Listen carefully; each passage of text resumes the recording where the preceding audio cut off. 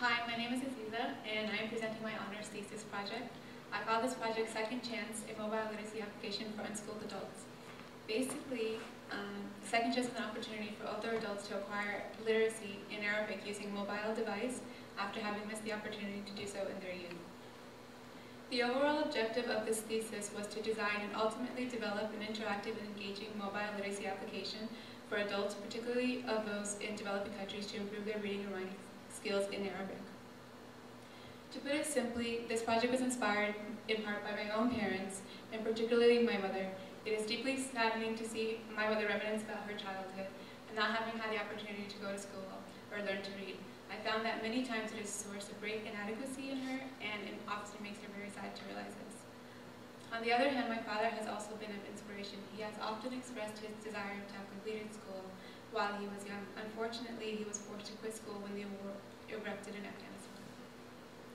For both my parents, this lack of opportunity to improve their current condition, whether illiteracy or lack of education, has always been and continues to be a source of deep regret. This inability they have and still penetrates deeply within them, and the effects are evident in day-to-day life. Many of the illiterate Afghan immigrants, young and old, whom I have come to know, have a strong desire for literacy. Some of them simply did not have access to school when they were young. Despite the emphasis that the dominant religion in Afghanistan, Islam, places on the importance of education for all, some are simply prevented because of cultural practices or other expectations. Realizing this lingering desire, I took upon myself the obligation to focus my studies on discovering a way to provide an opportunity for these otherwise hopeless adults in attaining their ever-desired passion for literacy attainment.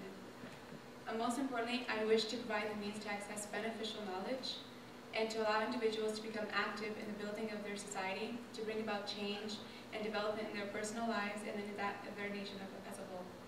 I strongly believe, given my observations, that this would help to lift them away from the many difficulties that they endure without the means to advance themselves or their conditions. I say these adults feel hopeless because many have already concluded that learning to read or advancing their education at this point in their lives seems inconceivable. They feel that they have lost the ability or patience for learning. We will soon discuss some of the reasons as to why these hold true for these adults, as well as how we will solve for these complications in the design of our application. Looking at the problem, we realize the need for alternative methods of delivering education to conservative families, as well as to populations who lack the means to access learning facilities. Our next goal was to simplify the learning process to make literacy acquisition simpler for them. We will look at the methodology with which we conducted our research and came to the design of our application, after which we will look at the significant findings. In order to solve this problem, we began by performing background research on the differences that adult learners experience when learning language as compared to young children. We focused our research primarily on the key differences in reading acquisition between the two. We then narrowed our focus into the challenges of literacy acquisition in the developing world by examining literacy programs that are designed to teach basic literacy skills to unschooled adults. We also did a literature review on the low-cost technological interventions currently being used in the facilitation of literacy and educational initiatives around the world. We decided to focus primarily on the Arabic script, as that was evidenced to be the hardest script to read in, and is also a script with I am familiar and am learning. I decided to take a course in Arabic so I could make better informed decisions on the instructional design of the application and to be better able to determine which method for teaching Arabic is most suitable and efficient. I then conducted interviews with various literate individuals having expertise in Afghanistan. The purpose of the interviews was to understand the needs and context for which we proposed deploying this in. Considering my family is from Afghanistan, that was my first choice. Afghanistan is a country that is ravaged by 30 years of war, has very low literacy rates, one of the very lowest in the world, having a rate of only 28%, women making up only 12% of that. Finding interviewers was actually not an easy task, but thankfully I managed to complete about 5 interviews. I found these individuals by searching online, and I sent them emails asking them if they'd like to be a part of interviews with my project. From there we had our interviews over the phone or online. After completing the background and the interviews, we analyzed the major findings and made suggestions for the design of our application to teach literacy in Arabic in a manner suitable to unschooled adults.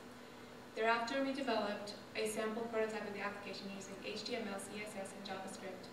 This I will demonstrate at the end of the presentation. We will now discuss this in more depth.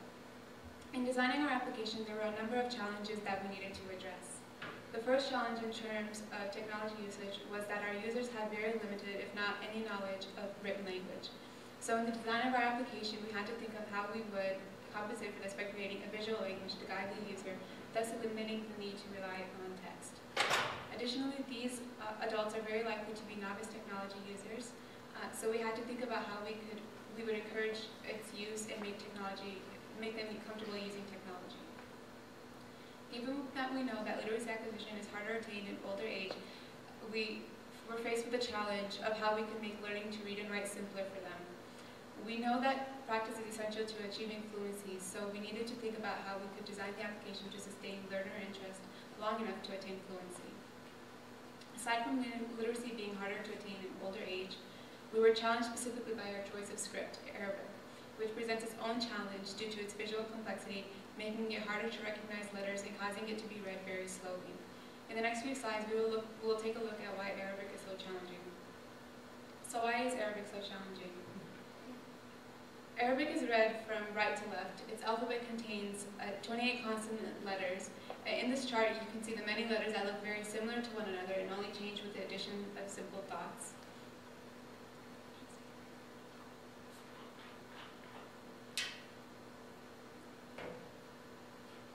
Most of the letters change form about 3 or 4 times depending upon where in the word the letter is located. The example here is the letter kaf, which is the letter that connects to the letters before and after it. Its various forms are shown here. There are, however, letters that do not connect or change form at all, and thus creates a break in the middle of a word. Here are some more examples of other letters that change forms. As you can see here, some of the changes are very dramatic.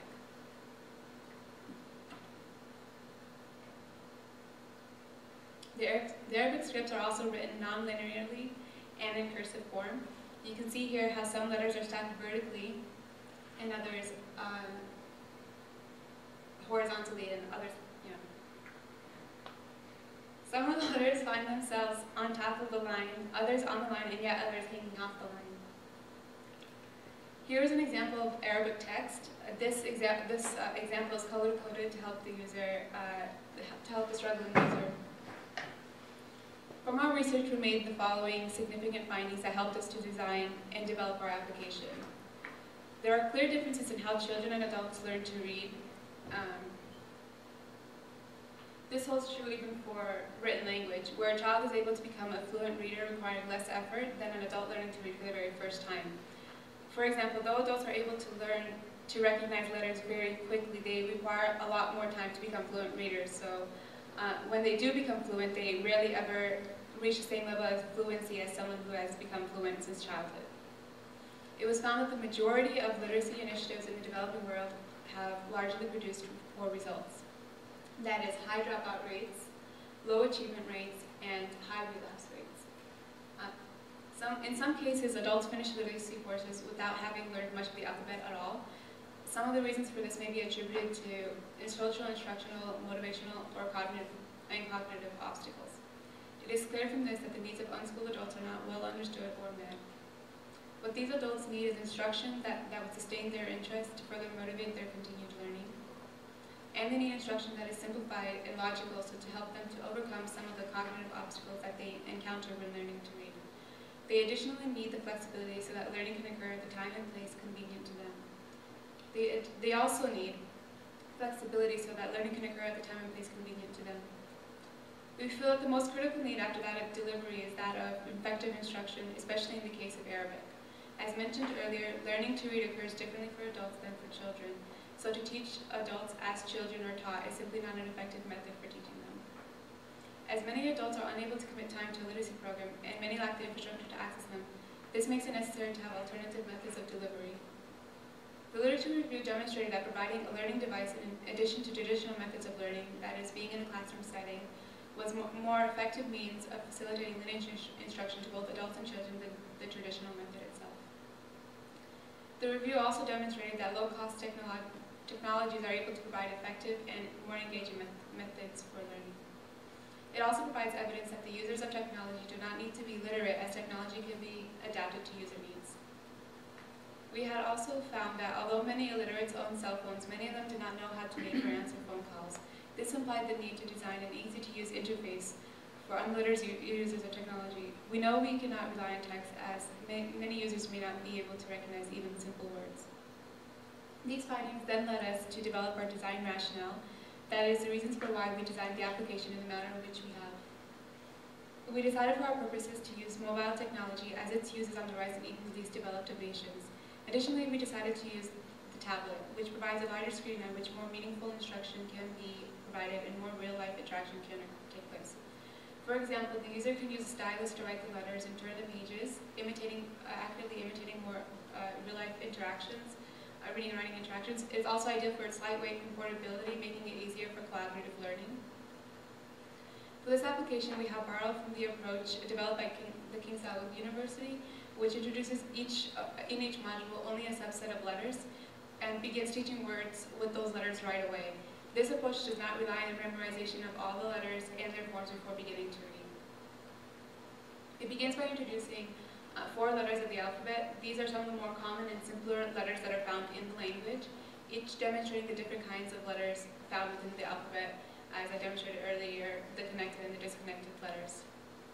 Throughout the lessons, letters that are similar to one another are introduced separately from one another, so to avoid confusing the learner. The more difficult concepts and letters are also saved for last, thus sequencing them appropriately. So the key principle employed here is breaking down the instruction into manageable chunks to avoid overwhelming the user and simplifying the learning process. This approach also gives the learner the feeling of immediate success, as it gets to teaching word construction right away in the very first lesson. In fact, in our application, which we will demonstrate, the very first words in the module use only the letters in the first module and a few letters that will be introduced in the second. In order to help with fluency attainment, it is important to have the application repeat the sounds of the letters constantly. The user should always be able to select the letter and hear its sound. We had decided that the best way to engage users long enough is to provide game-like interaction to encourage practice and to test fluency. It is very important to provide the user with feedback and positive reinforcement. Feedback allows the user to understand whether they have been successful or where they have made an error.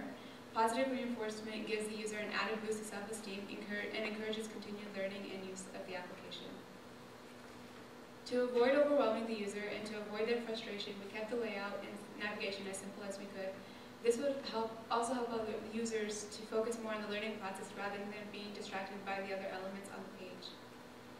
Given the users are using this application and this technology for the very first time, would require the use of an interactive introductory video that would instruct the user on how to use the application as well as to motivate them for doing so.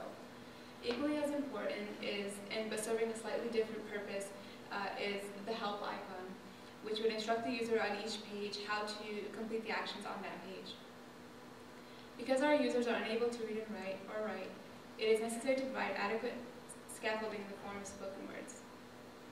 Again, because we are dealing with illiterate adults, it is necessary to minimize as much as possible the use of text.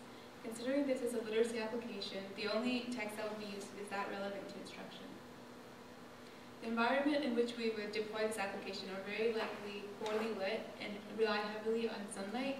A proposed solution might be to have high contrast design. Additional issues would be that of font choices, size, and spacing, which can all affect reading. So it would be important to provide adequate spacing between words and letters to avoid crowding, and to use legible scripts and fonts that are not stylized, as stylized scripts may confuse new readers. For our application, we use the metaphor of the book, as that was something that would be easily understood by our users. Our final result was the development of a small prototype for the web that implements some of the design principles. I'll now demonstrate the outcomes of this project.